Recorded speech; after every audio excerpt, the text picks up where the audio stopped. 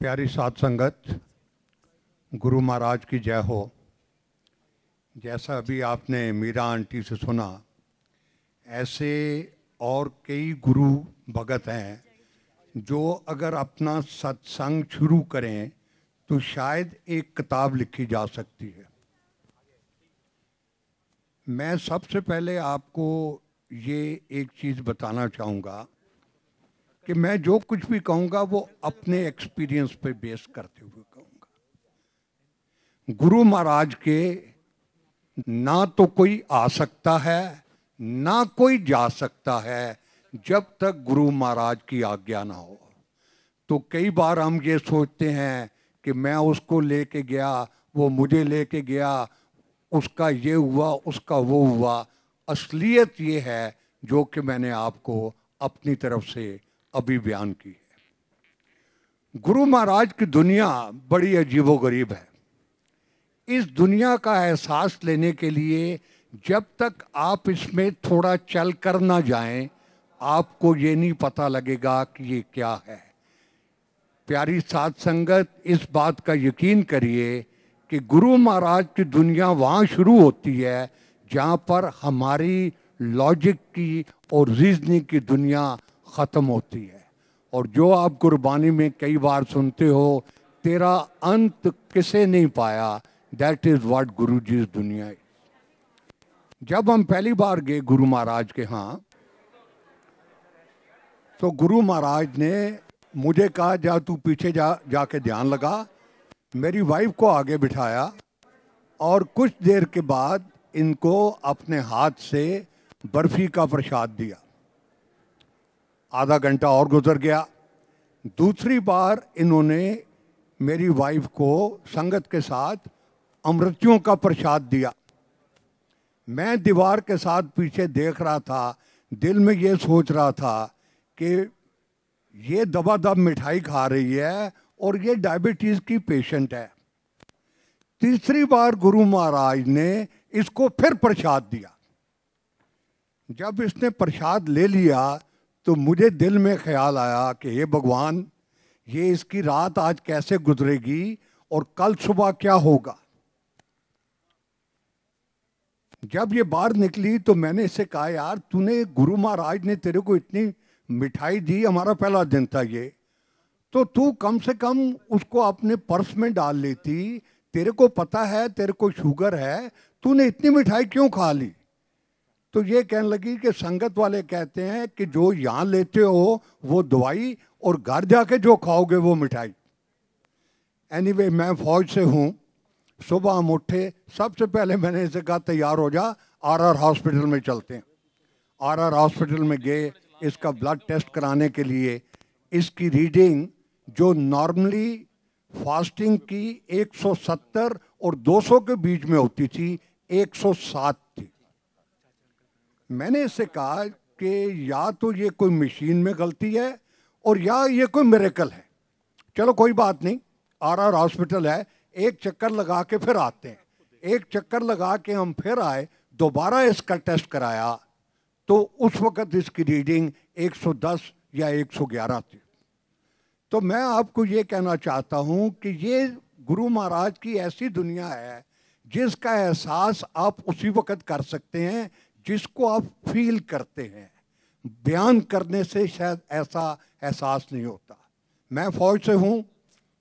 ये जो किस्सा मैंने आपको बताया है ये 27 मार्च 1999 का है। हमें गुरुजी का एहसास था तकरीबन 95 में, और सुनते थे कि जलंधर वाले बाबा जी हैं और इनके यहाँ बहुत लोग जाते हैं।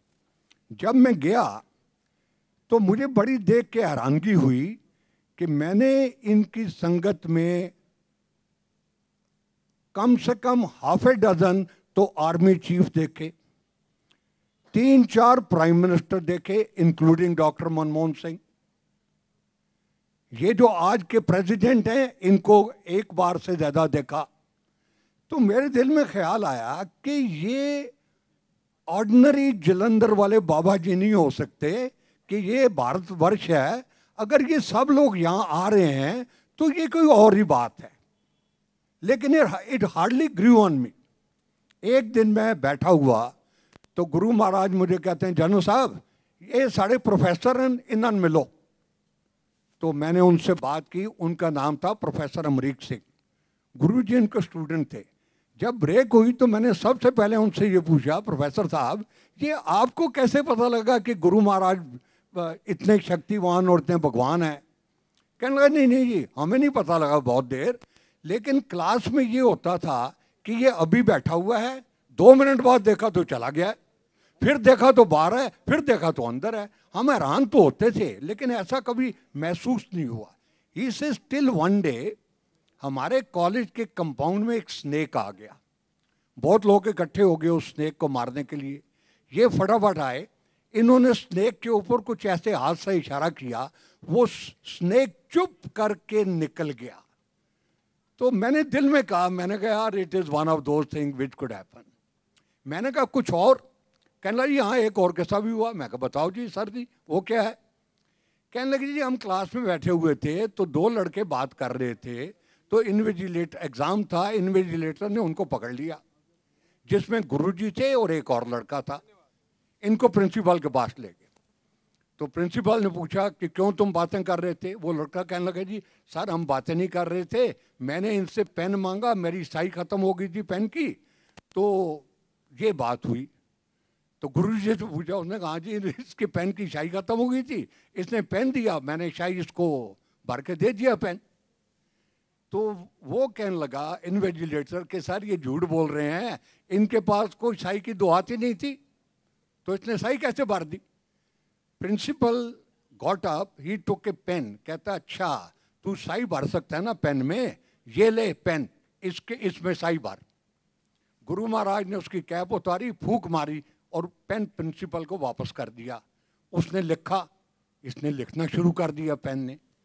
कहते अच्छा ये तो कुछ अजीब मामला है, wait. He got up, took another pen from his अलमारा, उस पेन को पहले टेस्ट किया कि इसमें स्याही तो नहीं है, बिल्कुल नहीं थी, फिर गुरु महाराज को दिया, गुरु महाराज ने फिर फूंक मारी, उसने फिर लिखना शुरू कर दिया। And then the principal got up and touched his feet. तो ये चीजें आपके ग्रो करने में बहुत टाइम लगता है। एक बार हम गुरु महाराज की संगत में गए तो छुट्टी लेते वक्त गुरु महाराज मेरी वाइफ को कहते हैं, जा आंटी तू जा सैर करा कोमा, जा अमेरिका कोमा। हम बाहर निकले तो मैंने अपनी वाइफ को कहा यार गुरुजी ने तेरे लिए जगह बड़ी अच्छी चुनी है, ना तेरा पासपोर्ट है, ना हमें अमेरिका में कोई जानता है, ना कभी हमने ख्वाब में सोचा है कि हम अमेरिका जाएंगे घूमने के लिए, पर मैंने कहा कोई बात नहीं, गुरुजी ने कम से कम तेरे स्टैंडर्ड को ध्यान में रखते हुए जगह तेरे को अच्छी बताई। अगले दिन जब हम वापस आए छोटे मंदिर में तो गुरु महाराज कैबिनेट के ऊपर बाहर बैठे हुए थे। आम तौर पे गुरुजी से बात करना इम्पॉसिबल था, कभी हिम्मत ही नहीं पड़ती थी। कभी गुरु महाराज अपने आप बुला के बात कर लें तो सोचते थे आज बारिश होगी, वरना बात करने का चांस नहीं होता था। उस दिन I picked up my army courage and I walked up to Guruji. मैं, गुरु महाराज आपने कल शील को कहा है कि तू अमेरिका घूमा, गुरुजी साड़ा तो कोई अमेरिका है नहीं। और मैं क्या गुरुजी साड़ी बेटी की शादी जी तुसी ब्लैस की सी, वो बेटी घाना से अफ्रीका च, ते अमेरिका तो गुरुजी साड़ा कोई है नहीं। अच्छा अच्छा अच्छा, वो बेटी क्या ना, मैं क्या जी आरती, हाँ हाँ हाँ, आरती कितने के गाना गाना, गुरुजी का हाँ गाना अफ्रीका में। ओहो जनरल साहब कोई गल नहीं, जाओ तुसी भी अमेरिका घूमो। I heard this, sat down, when we came out, passport बनवाया and it is exactly it transpired like that. Guru Maharaj के मुंह से एक लफ्ज भी निकला हुआ हम लोगों को समझ नहीं आती, वो कभी आगे पीछे नहीं हो सकता। इसी तरह मेरे मन में ये विश्वास एक बैठ गया कि मैं कोई काम भी किसी का भी करना चाहूं, अगर मेरे से ना हो सके तो चिंता वाली कोई बात नहीं, गुरु महाराज हैं ना। तो मैं फौज से हूँ, मेरे एक बड़े अच्छे दोस्त हैं जनरल अजय सिंह। मैंने अखबार में देखा कि लिखा हुआ था general Ajay to be governor of Assam. तो मैंने इनको रिंग किया, मैंने कहा यार तेरा दिमाग पागल है, अभी आसाम घूम के आए हैं, 7 साल वहाँ लगा के आए हैं, वहाँ रोज गोली चलती है, अगर तूने गवर्नर जाना ही था तो कहीं राजस्थान में चले जाते। कहने लगा नहीं चंदर, दिस ऑफर केम, तो मैंने कहा चलते हैं। मैं कहा चलो कोई बात नहीं, आप जा रहे हो, गुड लक टू यू, हमारे एक गुरु जी हैं, उनकी ब्लेसिंग लेते जाना। कहने लगा ठीक है।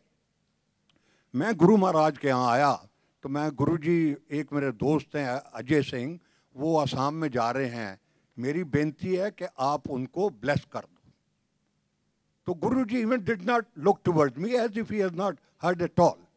तो मैंने सोचा शायद गुरु महाराज की ये मर्जी नहीं होगी। जब मैं जाने लगा और मैंने प्रणाम किया तो मुझे कहते हैं अजय नू कल शामी 7 बजे ले आना है। तो मैं क्या गुरु जी कल तो संगत का दिन नहीं है, और मैं क्या ना कल 7 बजे ले आना है। हम गए, अजय को रिंग किया, अगले दिन 7 बजे पहुंच गए। हम संगत में, कोई उस दिन संगत का दिन नहीं था, हम कोई 10-12 आदमी थे। इतनी देर में एक सरदार जी आए, अच्छे बुजुर्ग, उन्होंने जनरल अजय को बड़ी जोर से नमस्कार किया, क्या हाल है जनरल साहब, ये वो। तो Ajay gave a very Luke warm response, हाँ जी ठीक है ऐसे। तो ये सरदार जी कहने लगे कि आपने शायद मुझे पहचाना नहीं। तो अजय कहने लगा जी माफ़ी चाहता हूँ, शायद नहीं पहचाना हो। कहने लगा जी एक बार आप वहाँ आए थे और आप जलंधर आए थे और आपने मेरे घर में लंच किया था और आपके साथ आपकी वाइफ भी थी और कोई और रिश्तेदार भी था। तो देन जनरल अजय सर, ओहो याद आ गया जी, वो फलाने फलाने, ओ हाँ जी क्या हाल है ये। अब गुरु महाराज सिंहासन पे बैठे सुन रहे हैं, अजय को कहने लगे जनरल साहब ये याद आ गया तो आने कौन। Now Ajay became serious, he says हाँ गुरुजी याद आ गया। अच्छा अच्छा, अगर याद आ गया है तो बाकी भी याद आ गया। Now Ajay became more serious and he says हाँ गुरुजी बाकी भी याद आ गया। अगर बाकी याद आ गया, गुरु महाराज सेड, तो फिर इन लोकन दसो तो के याद आया। नाउ जनरल अजय सेज कि एक बार ये बड़े सख्त बीमार थे, बत्रा हॉस्पिटल में एडमिट हुए, बचने की उम्मीद नहीं थी, he was semi conscious and he was taken to a guruji in Jalandhar by his brother in law and wife. और गुरु महाराज ने इनके कंधे के ऊपर हाथ रख के कहा कि जनरल साहब खड़े हो जाओ, आपको ठीक भी करना है और गवर्नर भी बनाना है। और ये बात 9 साल 2 महीने पहले हुई। लास्ट वन, गुरु जी ने कहा कि आपके साथ एक और थे, वो कौन थे। तो अजय कहने लगे जी वो मेरा साला था, मेरा brother in law Ajay Vikram Singh. कहने लगा अच्छा वो कितने होंगे, उन्हें कही दिल्ली होंगे। अच्छा उसको ही भेजना।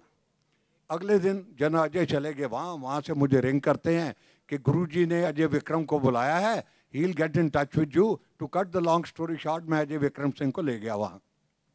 गुरु महाराज के पास वो थोड़ी देर बैठे और चले गए। मुझे कहने लगे आप इनको जानते हो। मैं कहा नहीं गुरुजी मैं इनको बिल्कुल नहीं जानता, ये कृष्णा का भाई है और मैं अजय को जानता हूँ, इस वजह से इनको जानता हूँ। कहने लगे ये बड़ा अच्छा आदमी। मैं हाँ गुरुजी, कुछ ज़माना पहले ये मिनिस्ट्री ऑफ डिफेंस में जॉइंट सेक्रेटरी था और इसकी रेपुटेशन बड़ी अच्छी थी। कहने लगे हाँ ये पहले भी मिनिस्ट्री ऑफ डिफेंस में रहा है और अब भी ये डिफेंस सेक्रेटरी बनेगा। जिस दिन ये बात हुई, that day mister Ajay Vikram Singh was a joint secretary in the ministry of commerce. मैंने इसको रिंग कर दिया, मैंने कहा भैया मुबारक हो, गुरु महाराज ने ये कहा है। टाइम गुजरता गया, we lost track of this. Till one day, Mr. Ajay Vikram Singh became a secretary in the Ministry of Roadways. तो मैंने अपनी वाइफ को कहा कि गुरु महाराज ने कहा था ये डिफेंस सेक्रेटरी बनेगा, चलो अच्छी बात है, सेक्रेटरी तो बन गया है लेकिन डिफेंस सेक्रेटरी नहीं बना। और टाइम गुजरता गया, this government fail, the government was reform and in the shuffling Ajay Vikram Singh became the defence secretary.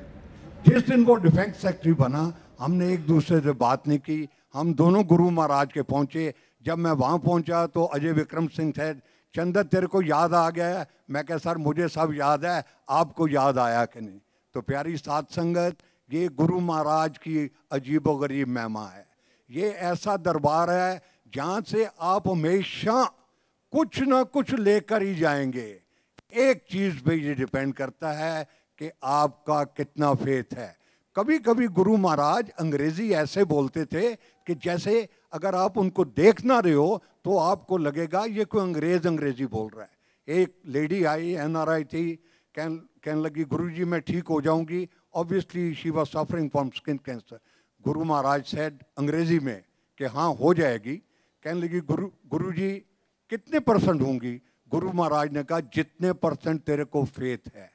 तो it is all a matter of faith.